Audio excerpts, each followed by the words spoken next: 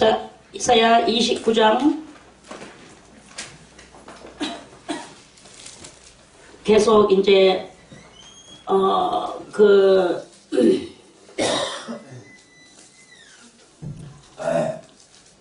주님께서는 새 시대를 만들어서 또 연단을 시키고 또 새 시대가 지나가면 또 다시 연단시키고 이렇게 하면서 많은 세월이 흘러가는 말씀을 어저께 드렸죠. 그래서 이제 3절 말씀을 본다면요.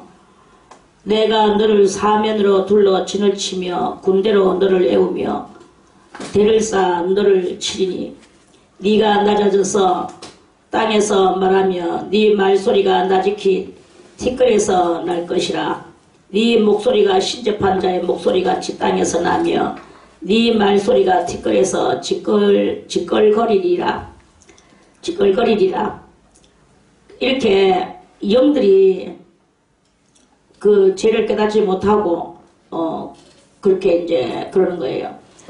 그럴지라도 그렇게 그 지끌거리면서 사는 거죠. 그럴지라도 네 대적의 무리는 세미한 티끌 같겠고 우리도 지금 현재 그렇게 살고 있죠. 뭐 여기서 이런 소리가 들려오고 저기서 저런 소리가 들려오고 모략의 소리 뭐 또는 무슨 계획적인 소리 이런 소리가 들려옵니다. 어떤 때는 뭐 청와대 밑에 땅굴을 판다. 그래서 조금 믿을만한 사람이 나와가지고 막 설교를 한다. 또 그러면서 수많은 사람들의 마음을 막 혼동시킨다. 또는 내지는 뭐 여기에서 폭탄을 장치해놨다. 저기에 지뢰를 장치해놨다. 언제 뭐 또 어디서 뭐 미사일이 터져 나온다. 폭탄이 터진다. 여러 가지 그런 소리가 그걸 보고 다 지껄거리는이라고. 그런 지껄거리는 소리가 너에게 많이 들려지리라. 그리고 또 안에서 들려오는 소리는 또 뭐라고 들려옵니까? 뭐 이 소리 저 소리 그렇게 대내외적으로 많은 소리들이 이렇게 들려와요. 그렇게 올 때도 그럴지라도 네 대적의 무리는 세미한 티끌 같겠고 강포한 자의 무리는 불려가는 겨 같으리니. 자, 그러니까 이런 소리가 들려온다 저런 소리가 들려온다고 할 때 그러한 소리에 얽매여 가지고 불불불 떨고 불안하여 하고 이렇게 하는 사람은 슬퍼하고 애곡하고 지글거리는 그러한 속에서 같이 죽어질 수밖에 없지만, 하나님을 붙들고 있는 그러한 사람은 거기서도 아무 까닭 없이 견뎌나갈 수 있는 것이다. 아무리 지글거리는 소리가 들려올지라도 네 대적의 무리는 세미한 티끌 같겠고, 세미한 티끌이 뭐예요? 아주 작은 먼지 트레기 같다. 아주 작은 먼지 트레기하고 싸우면 누가 이기겠습니까? 먼지 트레기 같은 그런 거하고 싸울 수 있겠습니까? 그만큼 상대가 약한 것을 하나님께서 이스라엘 민족들에게 가르쳐 주시는 거예요. 이제 70년 포로 생활을 끝나고 돌아갈 때쯤 되면 주님께서 그렇게 해주시겠다는 것입니다. 우리도 이 세상에서, 바벨론과 같은 이 세상에서 그렇게 모든 것을 다 하나님의 뜻에 맡기고 하나님만 믿고 나간다면, 상대가 아무리 강적이고 뭘 쏜다 미사일을 쏜다 대포를 쏜다 할지라도 다 그런 것들은 세미한 티끌같이 날려가버리는 거예요. 강포한 자의 무리는 불려가는 겨 같다. 아주 막 무시무시한 그 무리떼들이 있는데, 저 무서워서 어떡하나, 우리는 뭐 무기도 없는데 라고 하지만 불려가는 겨, 그러니까 이렇게 곡식 다 뺏어가지고 껍데기 뺏겨가지고 껍데기하고 알하고 알죠? 이렇게 키질하는 거예요. 키질하는 사람만 손 들고 하면 그건 안 해. 모르는 사람 손 들고 하면 중국 사람이 모르고 있네. 근데 알 거예요. 거기도 퀴즈라는 것이, 자, 내가 가르쳐 줄게. 이런 어떤 소쿠리가 있어. 소쿠리가 이렇게 있는데, 소쿠리가 여기는 여기는 납작하게 생기고 여기는 이렇게 볼록하게 했는 반 이렇게 된 소쿠리가 있어요. 그걸 가지고 여기다 곡식을 담아서 이렇게 하면 압니까? 껍데기는 바깥으로, 알맹이는 요 안으로. 오케이. 그 불려가는 겨는 뭐예요? 쌀 껍데기. 불려가는 겨 같으리니, 저 날아가는 겨 껍데기, 쌀 껍데기 같으리니. 오케이. 자, 여기서 다시 한번 묻겠습니다. 쌀 껍데기가 되고 싶습니까? 쌀 알맹이가 되고 싶습니까? 오, 그렇구나. 나 몰랐다. 겨 같으리니, 그러니까 그 대적은 어떻게 되느냐?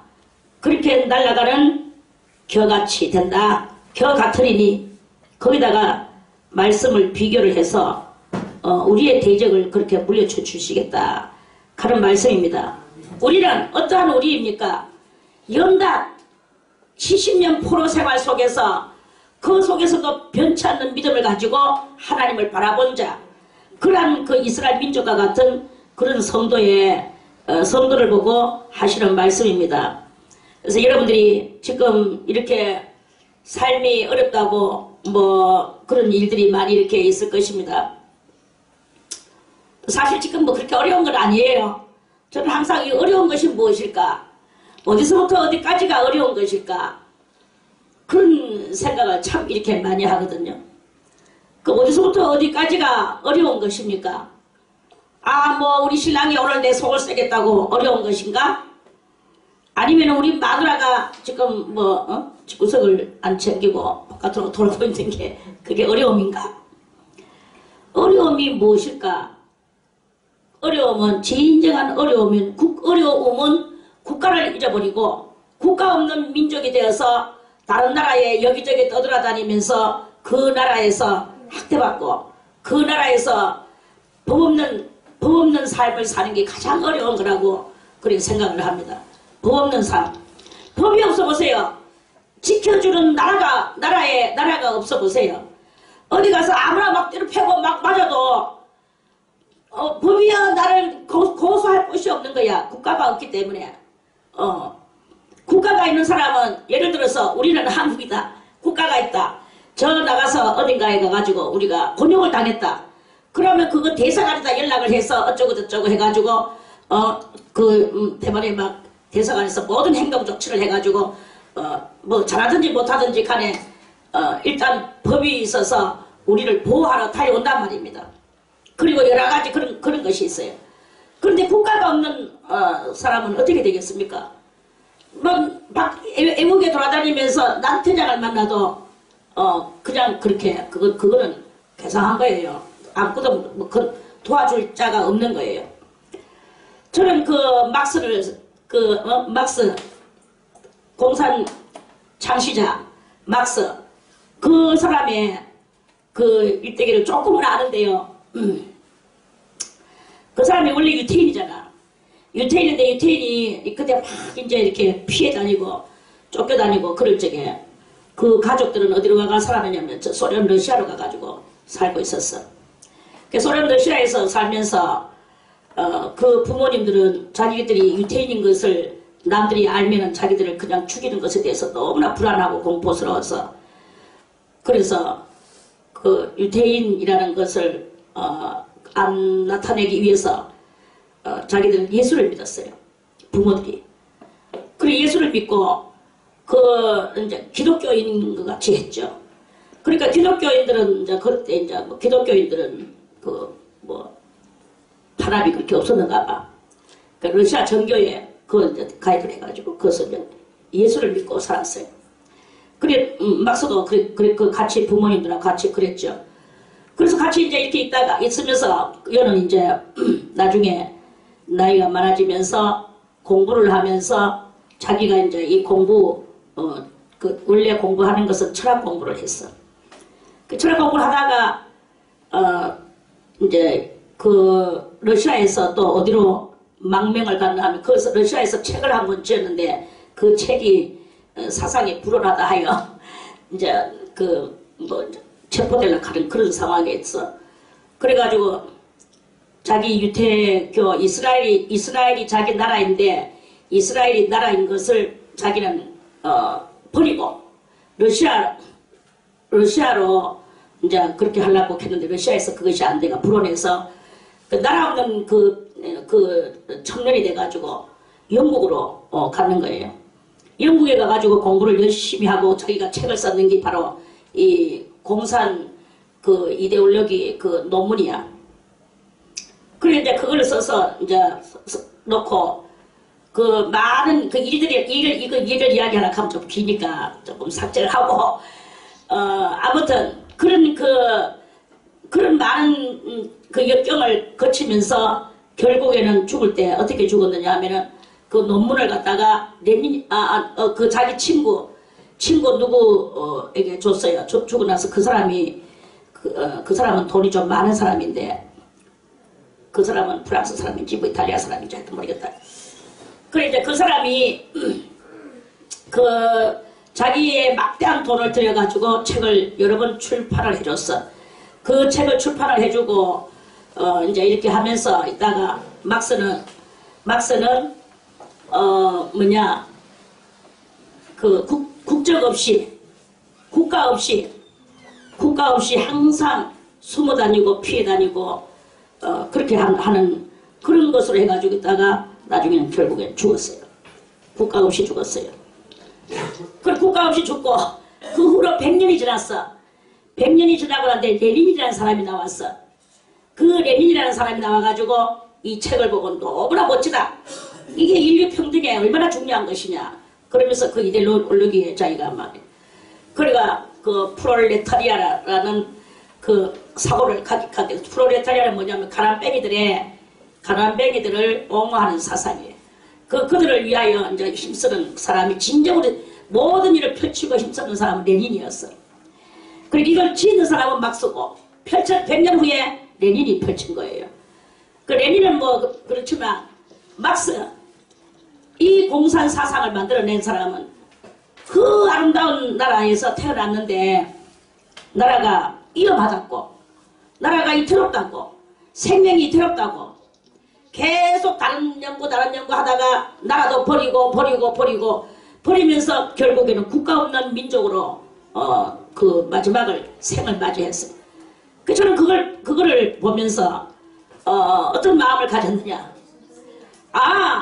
공산이라는 것은 근본 자체가 국가 없는 것이다. 여러분들이요. 이걸 알아야 됩니다. 그래서 국가가 없는 사람의 이 논문이다. 국가 없는 사람의 논문이에요. 우리는요, 최소한 이 대한민국이 있다는 것을 자랑하는 것이 아니라 예수 그리스도가 나의 나라입니다. 예수 그리스도가 나의 나라요. 예수 그리스도가 이제 장차 온 세상을 천년왕국으로 펼칠 것이고 그래서 모든 세계를 다 자기 발 아래 꿇게 하시고 다 우리는 예수의 발 아래 꿇어야 돼요. 그리고 예수님을 보고 나의 주여 나의 주여라고 불러야 돼요. 나의 주여 나의 나라는 예수님입니다. 그러한 그 나라 없는 백성은요 그거는 하루살이에 불과하고 어디 가서 돌 맞아 죽어도 꿈쩍 못하고 아무리 똑똑해도 그거는 안 되는 거예요. 100년이 무엇입니까? 100년이 지나갔어. 그러고 나한테 펼쳐졌는데 이 펼쳐진 것은 얼마가 지나갔습니까? 공산이 펼쳐지고 나서 지금 70년 덜 됐습니다. 70년이 덜 됐죠. 60 그러니까 공산이 완전히 펼쳐진 것이 제가 몇 살 때냐 제가 한 3살 정도 될 때예요. 그러니까 5년 정도 됐다. 5년 정도 됐다고 보면 됩니다. 65년. 65년 만에 공사는 무너졌어요. 무너지고 100년을 못 지내서. 그러니까 그 사람이 그걸 만들어 놓고 100년이 지나가가지고 펼쳐져 나와서 활동되어진 것은 100년이 못 되고 망해버렸다 이 말입니다. 이게 그것이고, 그건 왜 그러냐. 국가 없는, 그 근본이 국가 없는 사람의 논문이기 때문에 그렇다. 저는 이렇게 말하고 싶어요. 그런데 우리는 무엇을 하고 있습니까? 삶의 속에서 예수 그리스도를 믿으면서 나가면서도 불구하고 어려우면 어렵다, 뭐가 어디서부터 어디까지가 진정으로 어려운 것입니까? 나라 없는 것이 가장 어려운 것이거든요. 막스가 가장 어려운 삶을 살았지 않았나? 정말로 무시무시 안 했겠습니까? 얼마나 두려웠겠습니까? 이스라엘에서 소련으로, 소련에서 영국으로, 영국에서 이제 프랑스로, 죽기는 프랑스에 가가 죽었어. 그렇게 망명을 도망댕기면서 죽었어요. 나라 없이. 국적이 결국은, 그러니까 그의 국적을 찾으면 안 나와요. 안 나오지만 그러나 또 찾으면 나오겠죠. 아무튼 그런 거예요. 이와 같이 이 세상에 모든 것은 근본이 있는데 그 근본이 무엇부터 시작이 됐느냐가 중요한 것이다. 근본을 우리는 잘 찾아서 대의를 잘 써야 되는 것이다. 근본을 찾아야 된다. 이런 말씀입니다. 그래서 주님은 말씀하시기를 너희는 주님의 그 은혜로 죄가 있으면 죽습니까? 삽니까? 죄는 우리들에게 무엇을 안겨준다고 그랬습니까? 죄가 장성하여 뭘 낳는다? 죄가 장성하면 사망을 놓잖아요. 그 사망을 낳는다는 말은 결국은 죽는다는 뜻이잖아요. 죄는 죄가 있으면 죽는 거예요. 자, 그렇다면 죄를 가지고 죄의 싹은 사망이고 죄가 장성하면 또 여전히 사망을 당하고 이렇게 되는 그런 그 말씀입니다. 그러는데 그러한 속에서 죄를 어떻게 해야 죄가 삭제가 되겠나? 그 죄를 삭제하기 위해서 우리는 철저히 회개를 해야 되는 훈련을 해야 된다.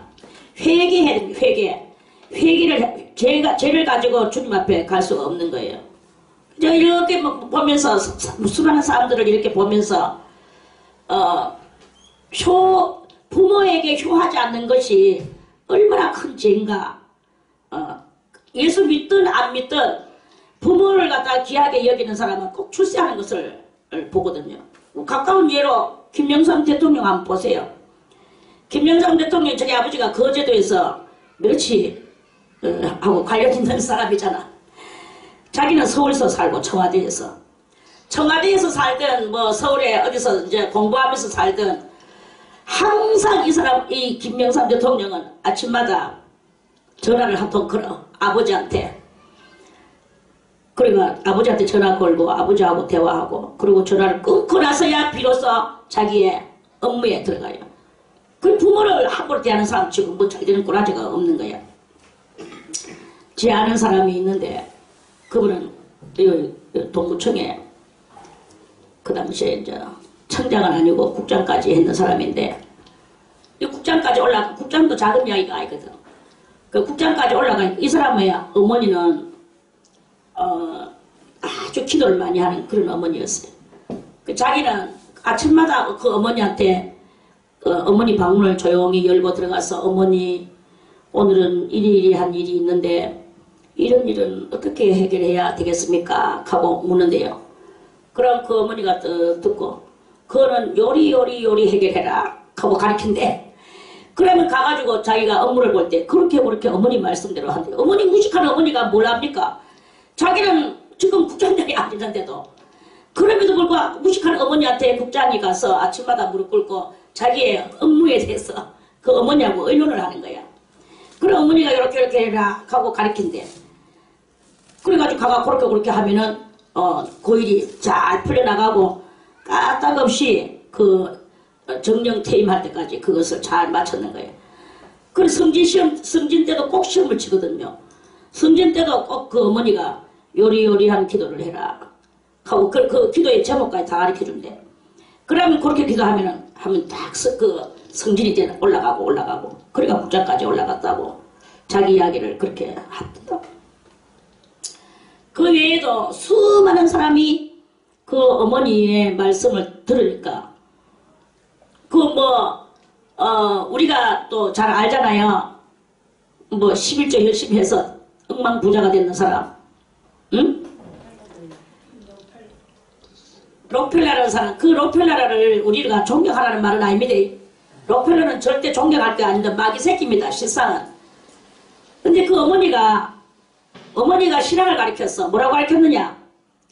11조를 열심히 하여라. 그러면 네가 잘되고 부자가 될 것이다. 그래서 이 아들은 또 극하고 어머니가 돌아가셨어. 그러니까 이 아들은 11조에 전념을 기울이는 거예요. 11조. 그래서 수많은 기독교인들이 록펠러가 되려고 하면 11조를 열심히 해야 돼 하고 돈 뭐니 해도 돈이야 이지랄 뻔한 거라. 그럼요 또 거기서 이 잘못된 것으로 옆구리로 또 빠져나간 거예요. 그 옆구리라. 어머니가 가르쳐준 것은 맞아. 아들이 또 부자가 된 것은 맞아. 그런데 부자가 된 것이 무엇이 좋습니까?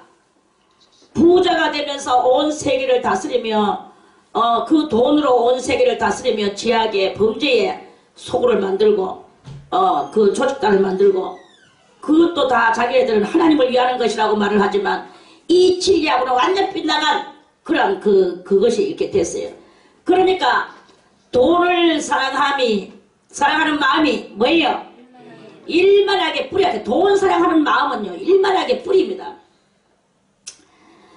그래 그러한 것은 돈을 가지고 11조를 많이 해락해가지고 11조 하는 것은 좋아.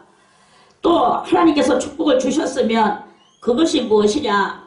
그 축복을 주신 것이 곧 자기한테는 연단의 기회다라는 것을 알아야 되는 거예요. 돈을 많이 가지고 있으면 돈을 아무리 가지고 있어도 내 속에 돈을 사랑하는 마음이 없고 그것을 잘 이용하고 활용해서 주님 앞에서 좋은 일을 했더라면 그런 사람이 몇 명 되겠습니까마는 말하자면 그렇게 됐다면 얼마나 좋았겠습니까? 그러니까 그러니까 온 세상을 이 돈으로 지배하고 있는 거예요. 지배하는 그 결과물은 안 좋습니다. 그리고 다 이야기하려고 하면은 수도 없어요. 그렇게 없지만 많은 사람들이 효를 했는 사람들은 다 육으로 잘 되든 영으로 잘 되든 아무튼 잘 된단 말입니다. 그런 것 같이 우리가 이 살아가는 것에 있어서 이 모든 삶이 연단이라고 생각을 해야 되는 거예요. 연단이라고 생각을 하고 그 연단에 내가 죄를 짓는 것을 하나님 앞에 이 죄를 어떻게 하면 이 죄를 벗어버릴까? 그래서 죄를 철저히 벗어버리기 위하여 뭘 해야 됩니까? 죄를 철저히 벗어버리기 위하여 눈물 흘리며 콧물 흘리며 이 죄를 용서해달라고 하나님 앞에 기도하는 동시에 우리의 삶도 변화가 돼야 되는 거예요. 삶도 변화가 돼야 되는데 그 삶이 무엇으로 변화돼야 되느냐? 철저히 이 삶은 남을 위하는 삶을 살아야 되는 거예요. 남을 사랑하고 그래서 경천애인이라는 말도 나왔죠. 경천애인 위로는 하나님을 경외하고 아래로는 사람을 사랑하는 것 이게 바로 경천애입니다. 그래서 회개하는 마음을 어떻게 하면 하나님 앞에 회개할까? 회개가 다 이루어질까? 그래서 그 회개하는 마음으로 가난한 사람을 도와주고 힘들고 어려운 사람을 넘어진 사람을 일으켜주고 넘어진 사람을 일으켜주고 가는 것은 길 가다 넘어진 그 이야기가 아닙니다. 사업하다가 실패하고 또는 여러가지 살다가 실망하고 진리를 못 깨달아서 울고 여러가지 부족해서 답답해하는 이러한 사람들에게 좋은 말과 신앙의 말과 또는 그 연약한 모든 경제가 어려워서 가는 거기에 내가 또 이렇게 해주는 이러한 일을 해주는 그것이 바로 넘어진 자를 일으켜주는 것이 되는 거예요. 이런 일을 열심히 하다 보면은 희한하게도 죄가 없어지는 거예요. 죄가 없어지게 되고, 그런 것을 열심히 하다 보면 또 어떤 일이, 내 거 다 주는데 내 마음은 뭐가 그렇게 뭐 알겠습니까? 그런데 주는 동시에 거기서 교육이 생겨나게 되고 연단의 이치를 깨닫게 되고 그런 것들을 깨닫게 되니까 내 마음이 성장하고 영혼이 성장하고 이런 성장도가 이루어지는 거예요. 그렇게 이루어지니까 결국에는 이제 그 다음에 오는 것은 무엇입니까? 평안과 안식이 오는 거예요. 평안과 안식이 오면서 이제 연단이 끝이 나는 그런 것이죠. 평안과 안식이 올 때 어떻게 되느냐? 나를 해하려고 하던 이 마귀떼들이 아무것도 아닌 것 같이 그 바람에 불려가는 그 겨같이 다 떠나가 버리고 내한테는 대적이 없어지는 그런 상태가 일어나게 되는 것이다 하는 그런 말씀입니다. 강포한 자의 무리는 불려가는 겨 같다는 것은 우리의 대적이 다 사라지고 내 눈앞에 대적이 보이지 않는다. 다 화친한 사람만 내 앞에 있는 것이다. 이런 말씀이에요. 이룰 것이라 겨 같으리니 그 일이 경각간에 갑자기 이룰 것이라. 자, 여러분이요, 우리가 연단받으며 어려운 것을 자처하며 힘들게 나갈 때 뭐가 힘든 것이냐? 저는 정말 힘든 것이 아까도 말했지만 국가 없는 것이 가장 힘든 것이다. 자, 국가 없는 사람과 같이 될 때까지 나를 힘들게 내 스스로 하나님 앞에서 선한 사업을 하며 연단을 받아 나갈 때 뭐 국가가 없어집니까? 육적 국가 대한민국이 있고 영적 국가 우리 주 예수 그리스도의 나라가 있잖아요. 이러한 나라들이 우리들을 다 감싸고 있는데 뭐가 없단 말입니까? 우리는 암만 어쩌고 저쩌고 해도 막스같이 어렵지는 않을 것입니다. 저 나라를 잊어버리고 바벨론으로 끌려갔던 이스라엘 민족보다는 우리는 덜합니다. 지금 우리는 어떤 시대에 살고 있느냐? 평안타 안정타 하는 시대에 살고 있는 거예요. 여러분들이 아무리 힘들다 해도 다 평안합니다. 마음 하나 먹기에 딸려서 다 평안하게 되어 있어요. 마음 하나 먹기에 딸려서 다 안 평안할 수도 있습니다. 지금은 뭐가 해결을 하느냐? 평안을 뭐가 해결하느냐? 마음이 해결합니다. 우리의 믿음이 해결하는 거예요. 내가 평안하다고 하면 평안한 거예요. 내가 안 평안하다고 하면 안 평안한 거예요. 내가 믿음으로 모든 것을 다 나의 믿음이 해결해 나가는 그러한 때가 바로 지금입니다. 우리들이 뭐 유태인들 같이 저 온 천지를 끌려다니며 저 사람들이 그 독일 그 히틀러가 유태인들은 인간 취급을 안 하고 전부 다 옷을 다 빨아벗겨. 안경도 다 벗기고 신발도 벗기고 그래가지고 벗어놓은 옷은 저거가 다 그 당시에는 물자가 귀한 시대이기 때문에 저거가 다 해. 독일 사람들도 그때 대단히 어려웠거든. 독일에 또 이야기하려고 하면 또 독일은요 나라가 크게 1차 대전 때 한번 망했고 1차 대전 2차 대전 다 독일이 일바치잖아. 그렇게 일바치니까 저거가 일바치놓고 저거가 가난뱅이가 되고 전니까 또 1차 대전 때 져가지고 그래가지고 대단히 어려워서 먹을 게 없었어요. 그래 그 사람들이 우리 한국 사람들도 아낀다 우리 한국 사람 아끼는 게 아닙니다. 아주 낭비가 심하죠. 독일 사람들은요 이 얼마나 아끼는지 밥 할 때도 물 한 방울도 아끼면서 먹는 그런 민족성을 가지고 있는 그 나라인 것을 여러분들이 한번 알아보시기를 바라겠습니다. 1차 대전 때 멸망해가지고 그 먹을 것이 하나도 없었고 2차 대전 때 또 그 모양이고 이제 그랬는데 2차 대전 때도 그때도 뭐 먹을 게 그 사람들은 아끼는 데에 아주 전 세계에서 가장 아끼는 것이 극심한 나라가 어디냐면 독일이라고 볼 수 있는 거예요.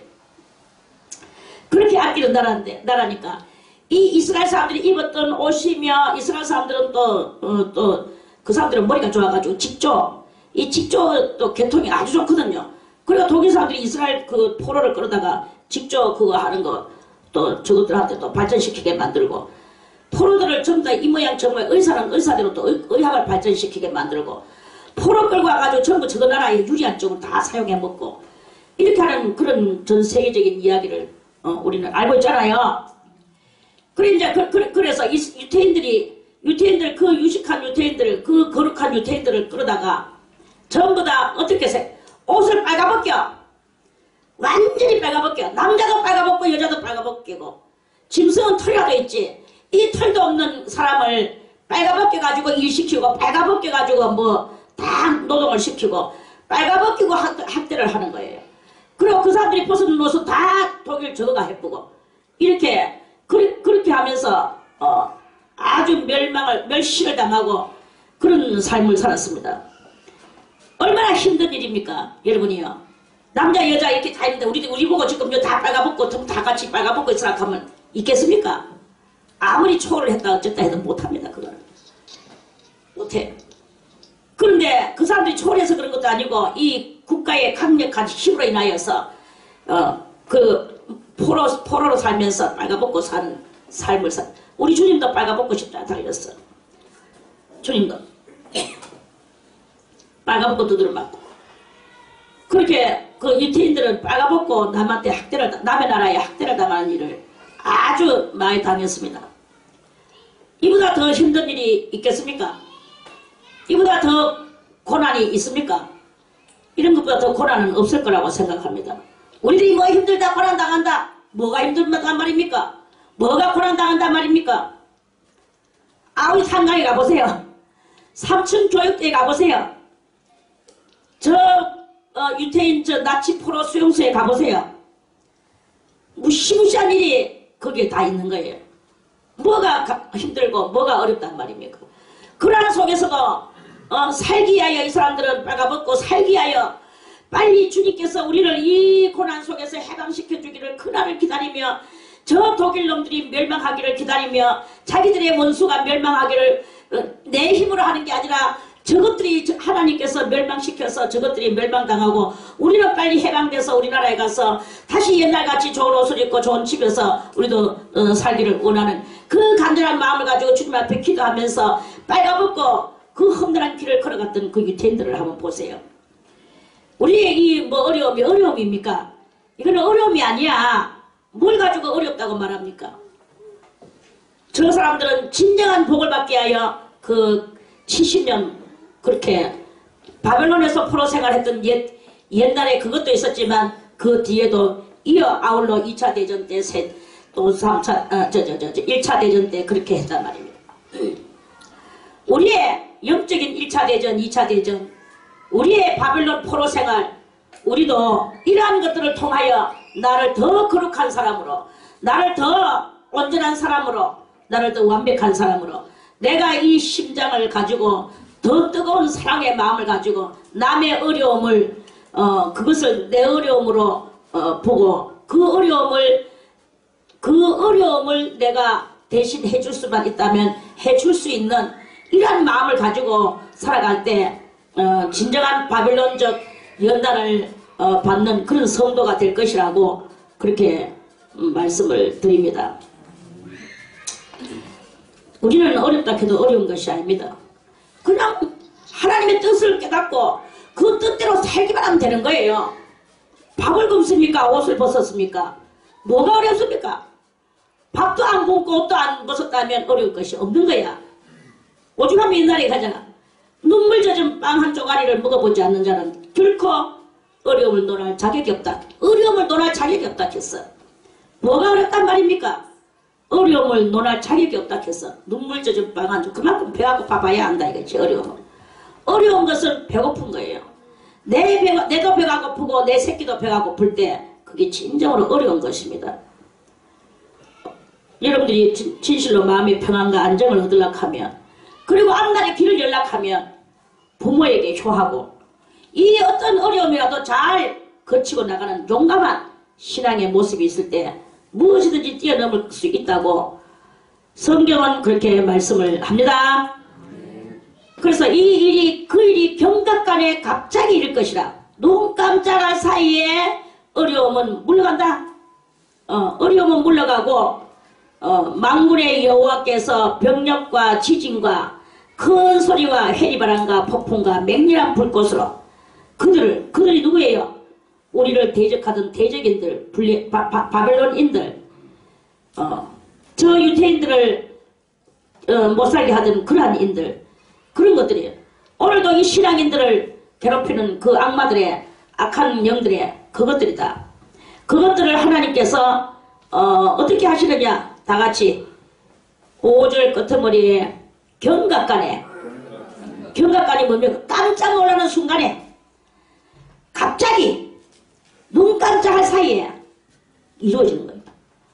어렵다고 하는 게 지루하다 어렵다. 우리도 옛날에 36년 동안 일본의 앞자리에 살 때 길구나 이거는 전부 다 일본의 세계지 우리 조선의 세계는 없어 조선의 세계는 없어라고 했지만 경각간에 갑자기 해방이 되잖아요.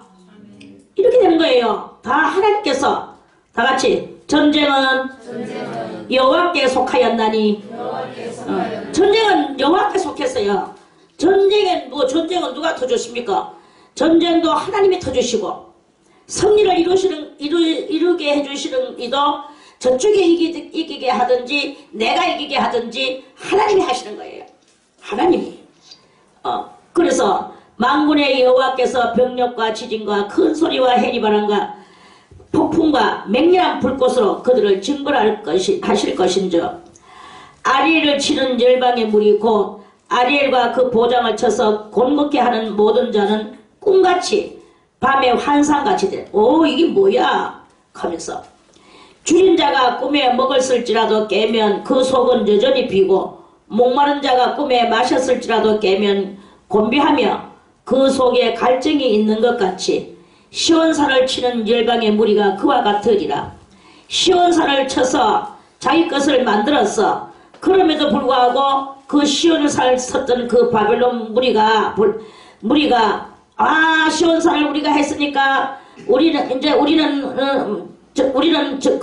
대단히 득세를 했다 하면서 막 거기 이제 만족한 것 같이 보여도 꿈에서 암만 배고파가지고 꿈에서 막 먹는 금식하다가 금식하면서 자다가 꿈에 먹는 꿈 꾸는 사람 손.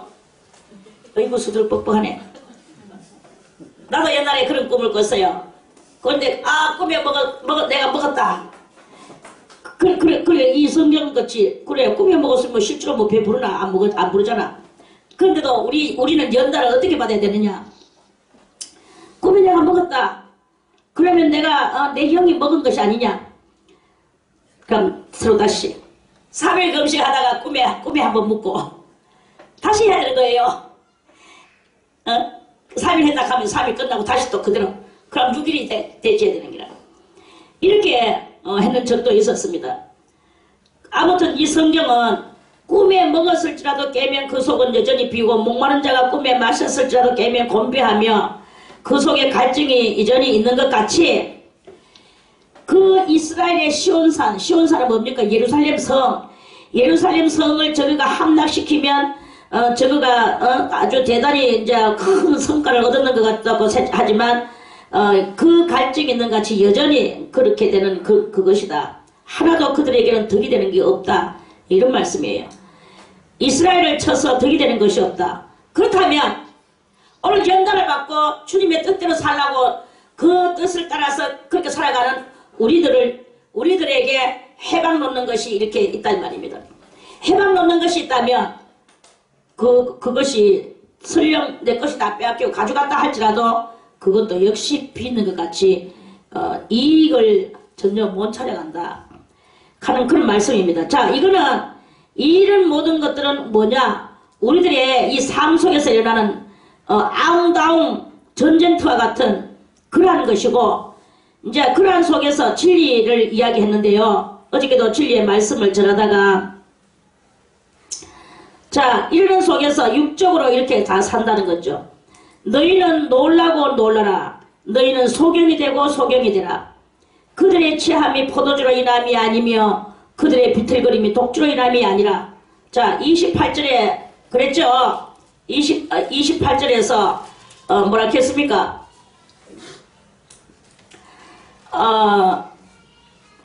7절에 이 유다 사람들도 포도주로 인하여 옆걸음치며 독주로 인하여 비틀거리며 제사장과 선지자도 독주로 인하여 옆걸음치며 포도주에 빠지며 독주로 인하여 비틀거리며 이상을 그릇풀며 그렇죠? 그릇풀며 재판할 때에 실수하나니 모든 상에는 토한 것 더러운 것이 가득하고 깨끗한 것이 없도다. 어저께 말씀을 들었죠? 자, 그래서 29절에서 주께서 너희는 놀라고 놀라라. 너희는 소경이 되고 소경이 되라. 자, 이 소경은 뭐에 대한 소경입니까? 육적인 소경입니까? 신령한 소경입니까? 신령한 소경이야. 신령한 것에 대해서 눈 감고 소경이 돼서 아무것도 모르는 이런 것이 되라. 그들의 취함이 포도주로 인함이 아니며 그들의 비틀거림이 독주로 인함이 아니로다. 대저 여호와께서 깊이 잠들게 하는 신을 너희에게 부어주사. 그래서 지금 이 마지막 시대에 다 사람들이 취해 있다는 거예요. 포도주라 독주로. 포도주는 무엇입니까? 포도주, 저는 이렇게 해석을 하고 싶습니다. 자, 29장 이거 덮지 말고 요한 1서 2장을 보겠습니다. 요한 1서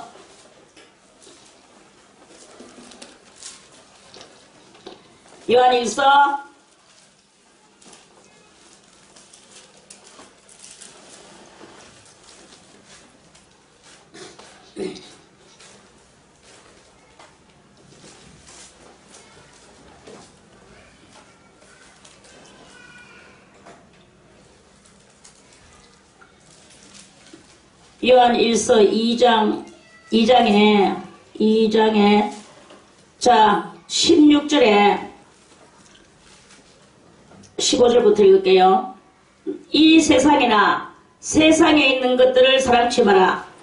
누구든지 세상을 사랑하면 아버지의 사랑이 그 속에 있지 아니하니 이는 세상에 있는 모든 것이 뭐예요? 육신의 정욕과 안목의 정욕과 이생의 자랑, 이 세상에 있는 모든 것들은 다 그런 것이다 이거야. 이것을 아버지께로 쫓아온 것이냐? 아니다. 세상으로 쫓아온 것이다. 그랬어요. 자, 그래서 이 세상도 그 정욕도 지나가되 오직 하나님의 뜻을 행하는 이는 영원히 거하느니라. 그랬죠? 자, 이 세상을 두 가지로 우리가 해석을 할 수가 있습니다. 이 성경 비밀을 푸는 거예요. 저의 모든 말씀은 다 성경 비밀을 푸는 거라고 그렇게 알아주세요. 성경 비밀이 풀려져 나가는 것입니다. 자, 육신의 정욕과 안목의 정욕과 이생의 자랑, 이런 것들을 보고 세상이다. 요걸 보고 세상이다 말하는 거예요. 그러니까 이걸 보고 뭐라고, 무슨 세상이라고 말하느냐? 애국적 세상이다. 그리고 이스라엘 민족들이 요셉에 의하여서 애국으로 팔려가는 게 요셉이가 팔려갔죠.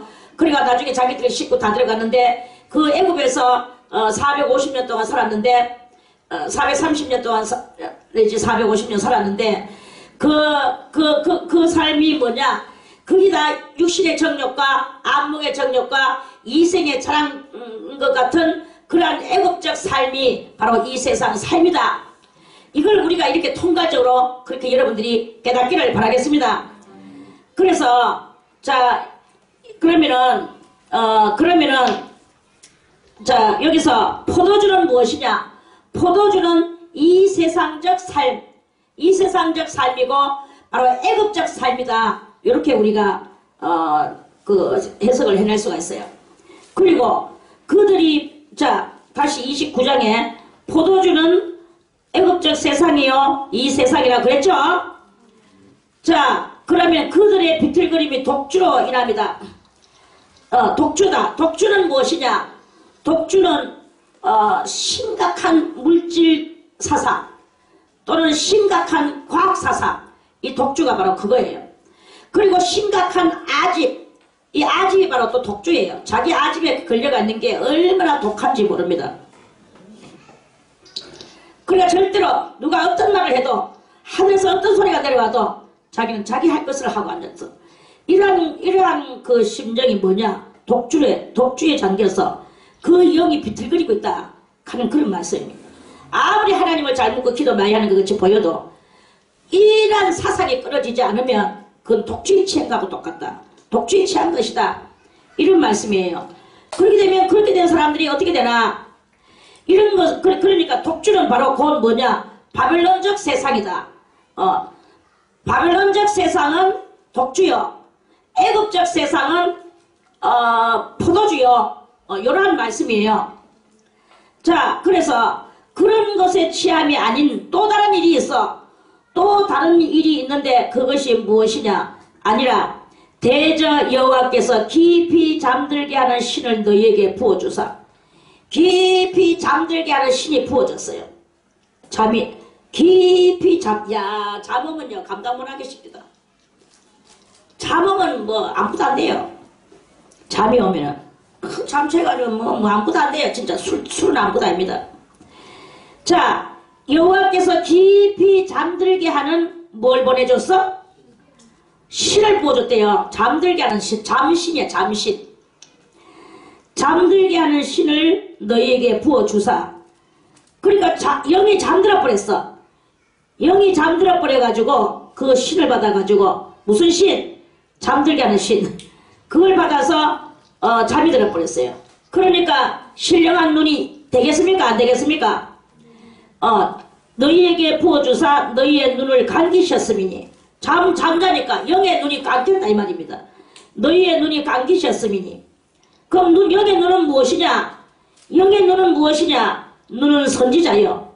눈은 선지자에 가는 것은 이 우리가 앞니를 볼 줄, 선자가 무슨 선자냐? 선자는 사문으로 앞선자입니다. 앞선자. 지는 알지자고 자는 놈자자고 그렇게 앞니를 아는 사람이라는 뜻이에요. 앞니를 아는 사람. 앞니를 아는 일을 못하는 거야. 왜? 잠드는 신이 들이붙어가지고.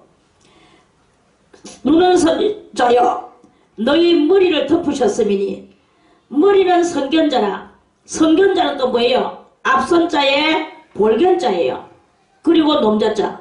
그렇게 그러면은 앞니를 내다 보는 사람이다.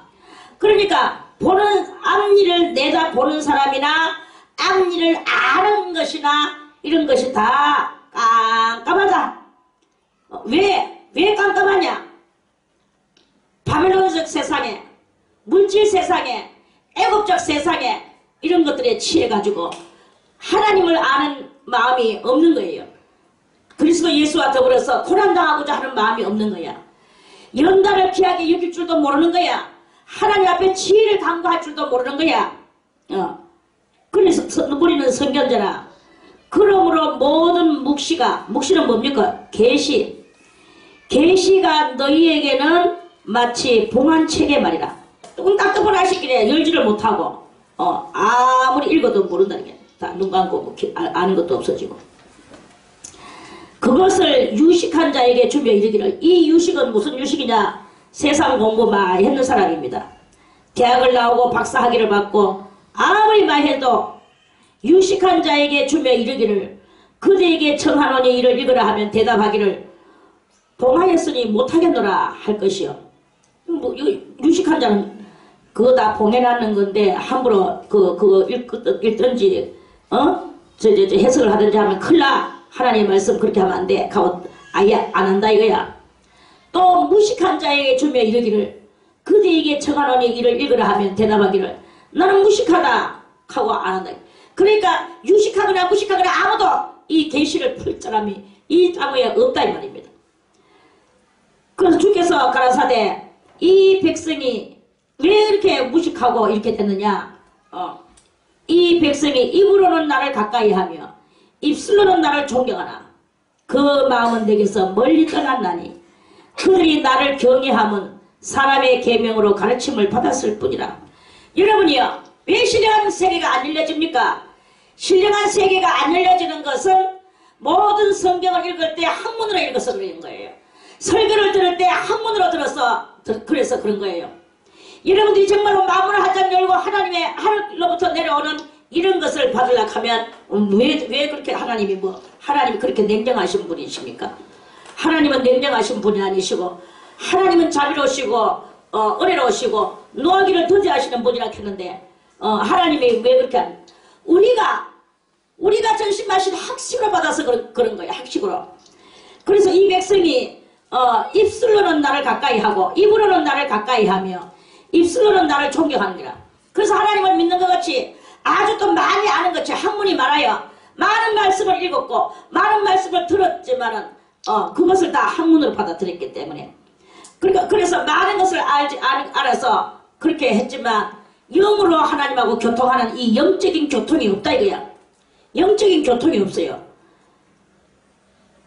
그러니까 이 신앙은 무엇이냐? 신앙은 곧 실천하는 것이 신앙이다 이거야. 그 하나님을 경외하는 마음으로 실천을 해야 되는 거예요.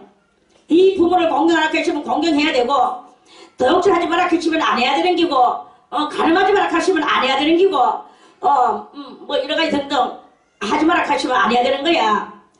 그런데 그냥 그걸로 아무 관계없이 여전히 내가 하는 것은 그대로 하고 악한 행실은 그대로 하면서 그러면서 그 학문으로만 알고 있으니까 안 된다.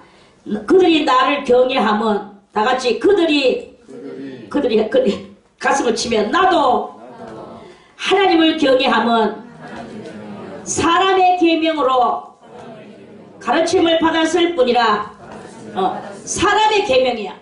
아무리 여러분들이 성경을 백락같이 알고 많은 설교를 들었다 할지라도 사람한테 들었어. 그래. 사람한테 어떤 목사님은 이렇게 설교를 잘하시죠.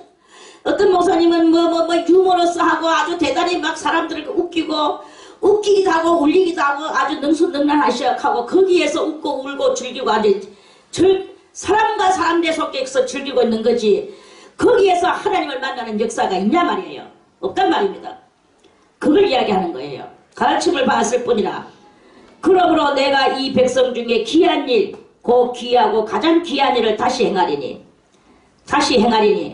하나님이 이제 그래서 다 덮어버려. 그들 중에 지혜자의 지혜가 없어지고 명철자의 총명이 가리워지리라. 그래가지고 전부 다 영적으로 무딘 상태가 돼가지고 아무리 그든지 아예 모르는 거예요. 대단한 영적인 가로막힘이 이제 있다 하는 뜻입니다. 화 있을진저 자기의 도모를 여호와께 깊이 숨기라는 자야. 하나님 앞에 뭘 숨기겠습니까? 우리가 자기가 도모하고 있는 일을 하나님께 깊이 숨기려 하는 일이 있다. 숨기래. 뭐 하나님 앞에 숨겨집니까? 근데 숨기려 하는 자가 있대. 숨기려 하는 자요. 그 자에게 말하는 거죠. 그 일을 어두운 데서 행하며 이러기를 누가 우리를 보랴 누가 우리를 알랴 하면서 그를 한다. 알랴 하니 너희의 패기함이 심하도다. 토기장이를 어찌 진흙같이 여기겠느냐. 너희는 다 진흙인데 하나님은 토기장이신데 토기장이를 자기하고 똑같은 진흙으로 여기고 있으면 그 사상이 맞겠느냐. 지음을 받은 물건이 어찌 자기를 지은 자에게 대하여 이르기를 그가 나를 짓지 아니하였다 하겠으며 빚음을 받은 물건이 자기를 빚은 자에게 대하여 이르기를 그가 총명이 없다 하겠느냐. 그렇죠.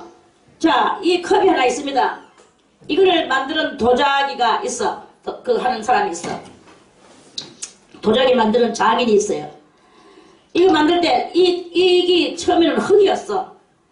그런데 이 흙이 토기장이한테 말하기를 나 그 컵대기 싫어. 컵대기 싫고 나는 다른 넓은 그릇이 되고 싶어. 넓은 그릇으로 만들어줘 라고 아무리 이 그릇이 그 토기장이한테 그렇게 말을 한다고 토기장이가 그 진흙의 말을 듣고 그래 네가 넓은 그릇이 되고 싶어. 알았어. 내가 넓은 그릇으로 만들어줄게.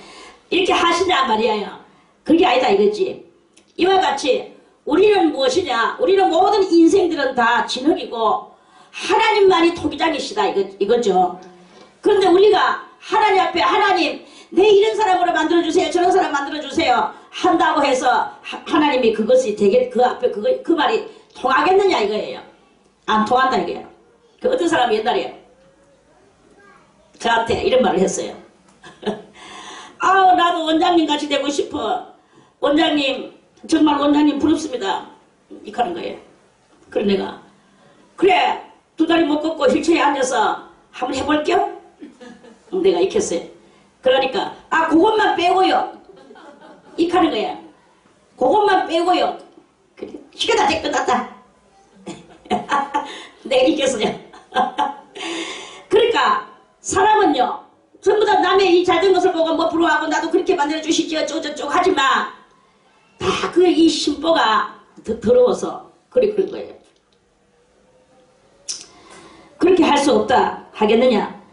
17절에 미국의 레바논이 기름진 밭으로 변하지 않겠으며 기름진 밭이 산림으로 여김이 되지 않겠느냐. 이제 장차 말입니다. 그날에 기머거리가 책의 말을 들을 것이며 이제 미국에 이런 일이 일어난다.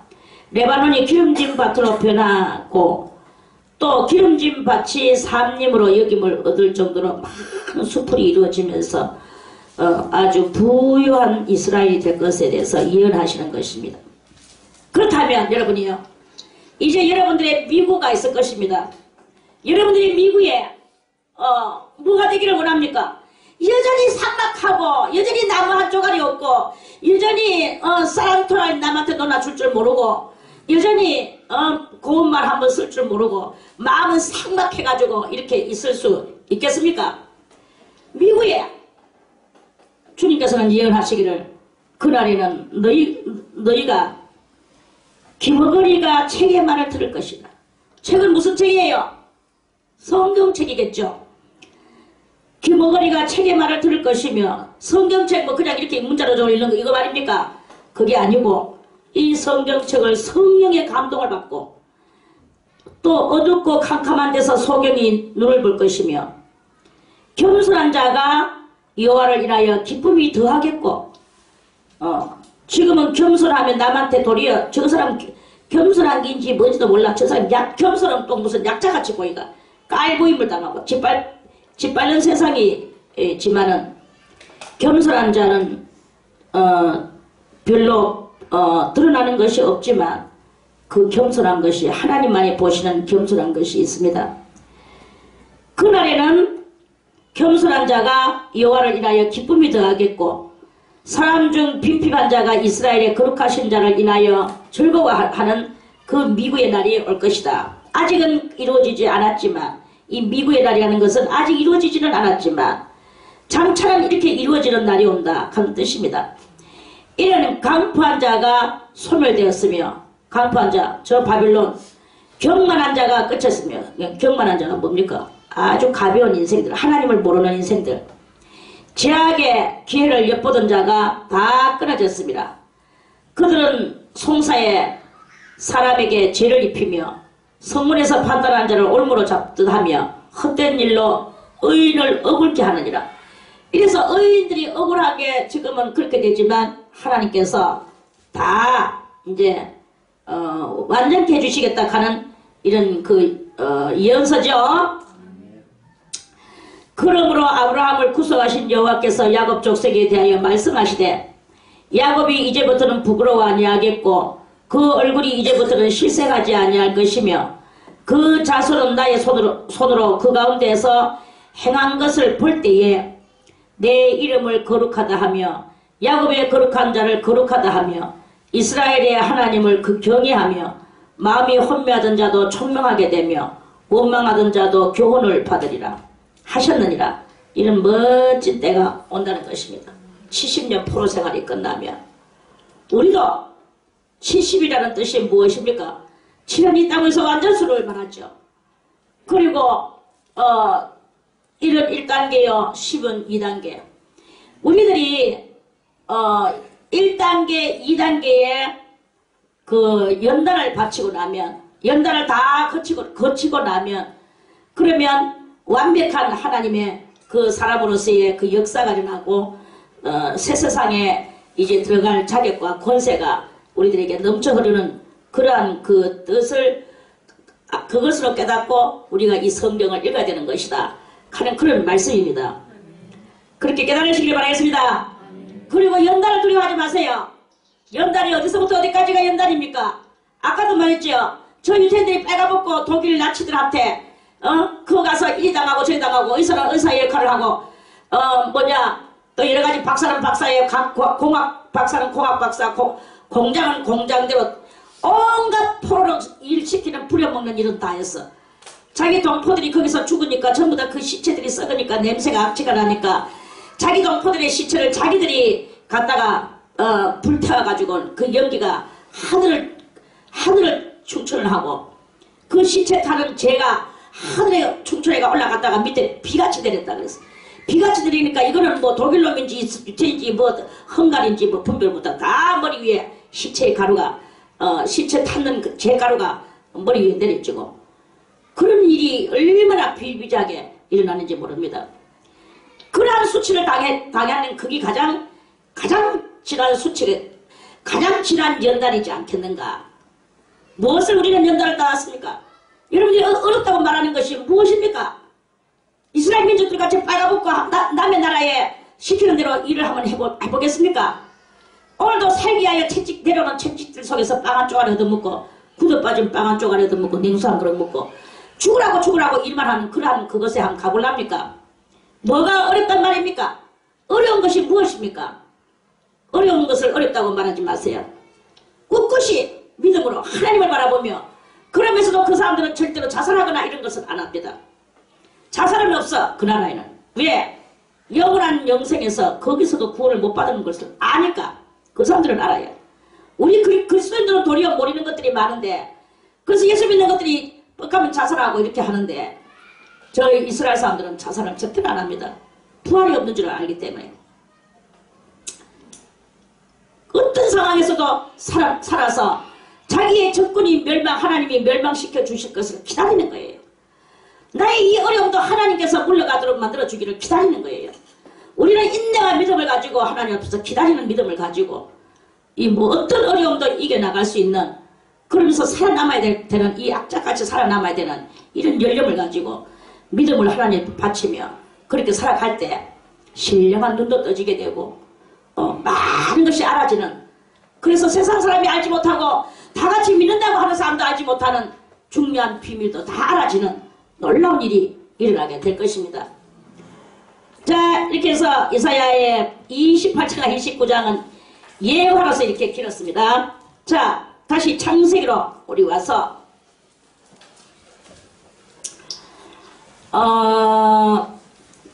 무엇이냐 2절에 본즉 들에 우물이 있고 우물 하나 때문에 이렇게 길었습니다. 여러분이요, 이 우물은 무슨 우물입니까? 생명의 샘물이라고 그랬죠? 생명의 우물이에요. 샘이라는 말은 사투리고 우물이라는 말은 표준 말입니다. 똑같이. 왜 그놈이 그놈이야? 그저 그렇게 부를 뿐이에요. 자기 지역 그 풍토에 따라서. 어쨌든 생명의 우물이고 생명의 샘이고 이 생명의 샘을 만들기 위해서 어떻게 해야 되겠는가? 이스라엘 민족들은 어떻게 살았나? 생명의 샘물은 무엇입니까? 여러분들이 신령해지는 것이 생명의 샘물이라고 그렇게 알아야 될 것입니다. 신령해지는 것은 각종 온갖 연단을 이기고 거치고 넘어 나오는 기다림을 하는 기다림의 신앙, 하나님께서 이루어 주시기를 기다리는 신앙, 이러한 신앙을 여러분들이 가질 때 그 우물이 우물다워질 것입니다. 자, 본즉 들에 우물이 있고 그 곁에 양 세 떼가 누웠으니 이런 목자들이 그 우물에서 물을 양떼에게 먹이라. 큰 돌로 우물 아구를 덮었다가 모든 떼가 모이면 그들이 우물 아구에서 돌을 옮기고 양에게 물을 먹이고는 여전히 우물 아구 그 자리에 돌을 덮더라. 이건 뭘 상징하는 것이냐? 우물은 곧 생명샘을 상징하고 그 우물 곁에 생명샘 곁에 양 세 떼가 누워 있어. 양이 세 떼가 누워 있어. 한 떼에 몇 마리인지는 잘 모르겠어요. 한 떼에 뭐 100마리나 이 정도 안 되겠습니까? 그러면 세 떼라 하면은 한 300마리 정도 된다고 보면 되겠죠? 자, 그 양 세 떼가 누워 있는데 이유는, 그럼 양은 뭘 상징하느냐? 양은 성도를 상징한다. 성도를 상징하고, 이 세 떼라는 것은 성도 3단계의 성도를 상징하는 것이다. 세 떼가 누워 있습니다. 3단계의 성도. 자, 3단계의 성도를 한번 찾아서 우리 보겠습니다. 요한복음 21장을 보겠습니다.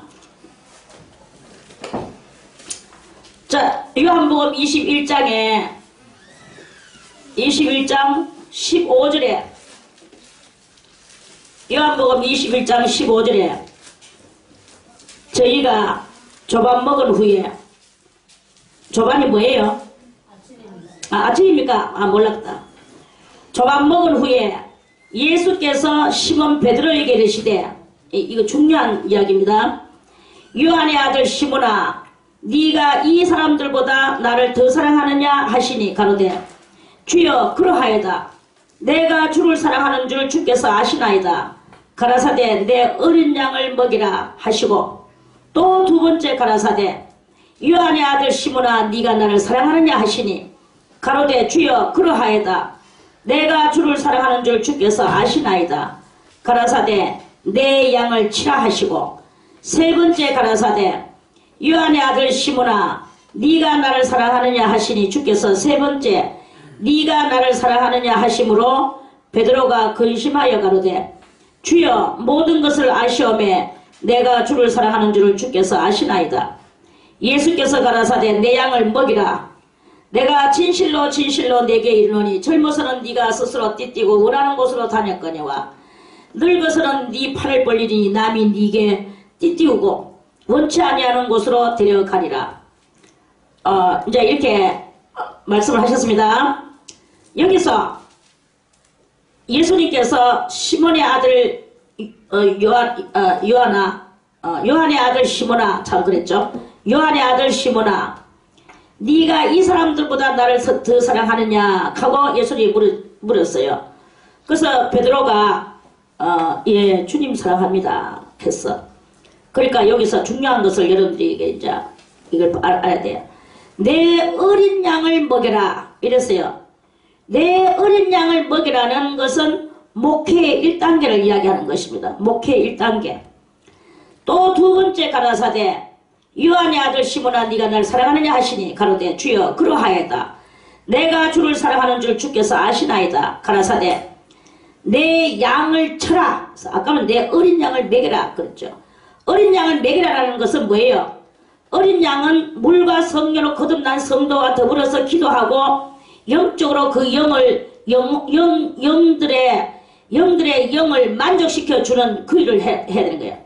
그래서 이 성도들이 기도하니까 기도의 기쁨을 맛보고, 은사를 받으니까 은사 받는 기쁨을 맛보고, 교회가 아주 성령으로 충만한 이런 교회를 만들어야 할 것입니다. 자, 그렇게 됐으면 그 다음에는 이 성도들이 어느 정도 컸다 이거예요. 여기는 어린 양이라고 그랬죠. 자, 16절 끝머리는 뭐라고 했습니까? 내 양이라 그랬어. 내 양은 뭐냐? 주님의 성도를 말하는 거예요.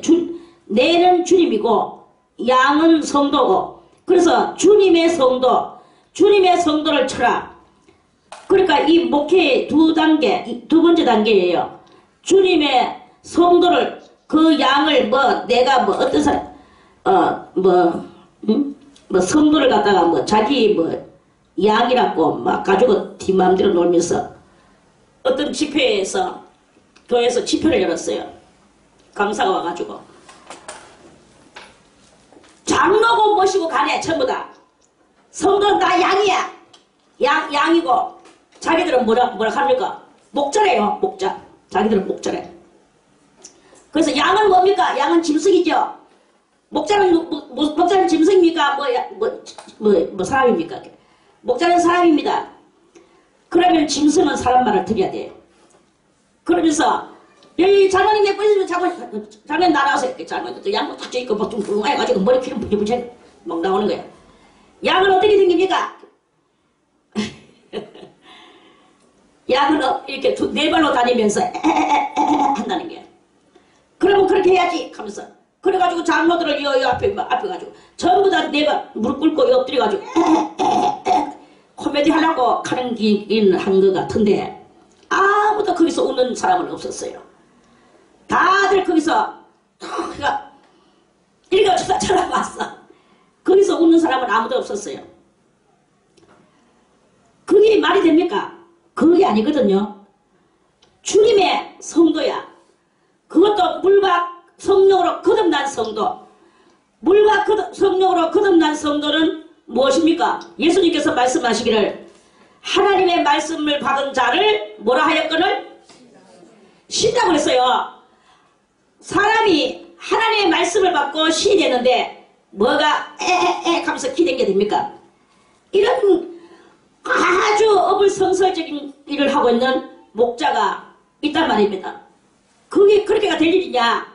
그게 아니라 이게 내 양을 추락하는 것은 목회자 2단계는 성도를 다 이 하나님의 그 말씀을 받은 신과 같이 대우하며 서로가 서로를 존경하며 교회의 일을 서로 같이 협력해서 하는 이 일을 해야 되는 것입니다. 혼자서 다 떠벌리고 하는 게 아니라. 자, 17절에 세 번째 가라사대 요한의 아들 시몬아 네가 나를 사랑하느냐 하시니 주께서 세 번째 가라사대 세 번째 네가 나를 사랑하느냐 하심으로 베드로가 근심하여 가로되 주여 모든 것을 아시오매 내가 주를 사랑한 줄을 주께서 아시나이다.